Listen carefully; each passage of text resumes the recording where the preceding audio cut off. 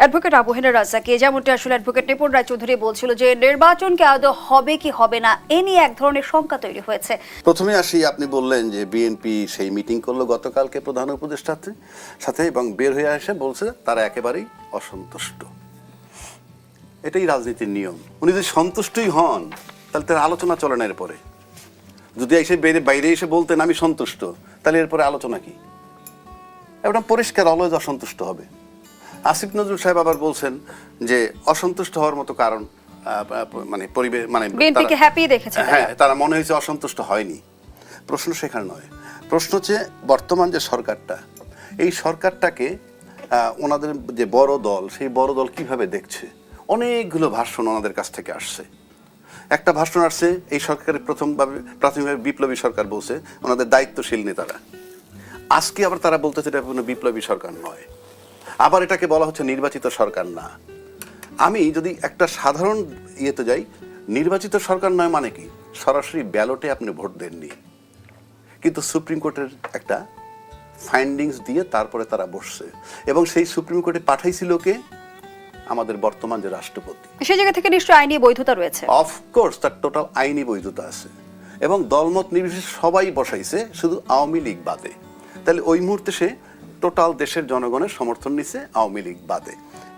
সেই হিসাবে পাশাপাশি একটা জিনিস আসেন, নির্বাচনটা করবে কিভাবে, নির্বাচন কবে সে আলোচনাটা পরে। নির্বাচনটা করবে কিভাবে এই সরকার? ইতিমধ্যে তত্ত্বাবধায়ক সরকার ফেরত আসছে, এবং এই সরকার নির্বাচনটা দিবে কি সংবিধানের আলোকে? সংবিধানের আলোকে দিলে তার অবস্থাটা কি? সে তো অন্তর্বর্তীকালীন সরকার, তার মেয়াদ সম্পর্কে বলা নাই, সংবিধানে অন্তর্বর্তীকালীন সরকারও নাই। আবার তত্ত্বাবধায়ক সরকার যেহেতু সংবিধানে ফেরত আসছে, তাহলে নির্বাচন হইতে হবে তত্ত্বাবধায়ক সরকারের অধীনে। আবার তত্ত্বাবধায়ক সরকার বলতে কি বোঝায়? তত্ত্বাবধায়ক সরকার তখনই আসবে যখন নির্বাচিত সরকার থাকবে। এখন এই সরকারকে যদি আপনি অন্তর্বর্তীকালীন সরকার বলেন, তাহলে এখানে আবার তত্ত্বাবধায়ক সরকার কিভাবে ঢুকাবেন? যদি একে নির্বাচিত সরকার বলেন, যে সংবিধান সুপ্রিম কোর্টের একটা ফাইন্ডিংসে আসছে, তাকে নির্বাচিত সরকার বলেন, তাহলে তার মেয়াদ কতটুকু? সেই মেয়াদের কোন সময় তত্ত্বাবধায়ক সরকারটা আসবে? কিন্তু অ্যাডভোকেট আবু হেনা রাজ্জাকী, এর আগে আমরা অ্যাটর্নি জেনারেলের পক্ষ থেকে একটা ব্যাখ্যা পেয়েছিলাম যে নির্বাচনকালীন সময়ে আসলে অন্তর্বর্তী সরকারি তত্ত্বাবধায়ক সরকার রূপে রূপান্তরিত হবে। উনি ফাইন্ডিংস দিলেই তো হবে না, এটা তো আমার আসতে হবে, এটা তো জাজমেন্ট আকারে আসতে হবে। তাই উনি যে বলছে তাতে কি হয়ে যাবে? তাহলে এই সরকারের অবস্থা কি হবে? আপনি তো জানেন যে তত্ত্বাবধায়ক সরকার আসেই নির্বাচিত সরকার থাকলে, তাহলে এই সরকারকে তো আগে নির্বাচিত সরকার ঘোষণা করতে হবে, এবং ভোটে নির্বাচিত না হোক ওই যে সুপ্রিম কোর্টের ফাইন্ডিংস। তাইলে সে যদি তাকে ওইভাবে আমরা ঘোষণা করি যে উনি নির্বাচিত সরকার, এখন তো বারবার বিএনপি বলছে আমরা প্রতিদিন স্মরণ করাই দিব উনি একজন অনির্বাচিত সরকার। তো অনির্বাচিত সরকার নির্বাচনই বা দিবেন কেমনে? কথার কথা বলছি আমি। আপনি তিনি অনির্বাচিত, কিন্তু নির্বাচন দিলে সেটা সঠিক নির্বাচন হয়ে যাবে, একেবারে বৈধতা পেয়ে যাবে।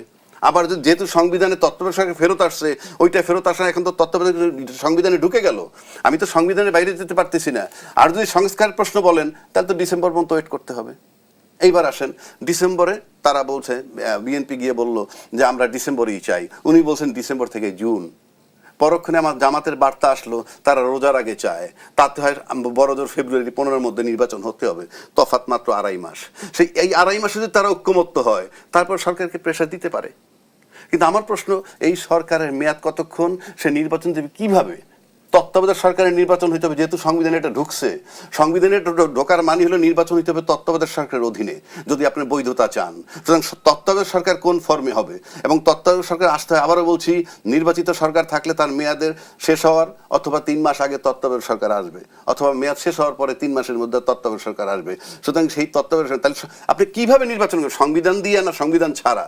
এগুলো আসতে হবে। আমি যখন ডিসপিউট তৈরি করতেছি, আমাকে তো একেবারে সূক্ষ্মভাবে যাইতে হবে।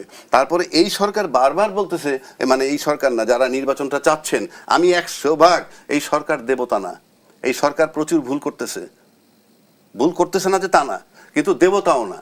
কিন্তু আমার প্রশ্ন হচ্ছে যে সরকারকে আগে বৈধ বানাইতে হবে। যদি আমি তার কাছ থেকে যা নিব সেটা বৈধ হইতে হয়। সে যদি অবৈধ থাকে, তাহলে সে আমাকে যা দিবে সবই তো অবৈধ, তাহলে তাকে তো আগে বৈধ করতে হবে অ্যাজ পার ল। সুতরাং আমার সামনের নির্বাচনটা তত্ত্বাবধায়ক অধীনে, সেই কথাও বলেছে বড় রাজনৈতিক দলের পক্ষ থেকে, তাহলে সেই তত্ত্বাবধায়ক সরকারটা আসবে কিভাবে? আর তত্ত্বাবধায়ক আসতে হইলে নির্বাচিত সরকারের মাধ্যমে আসতে হবে।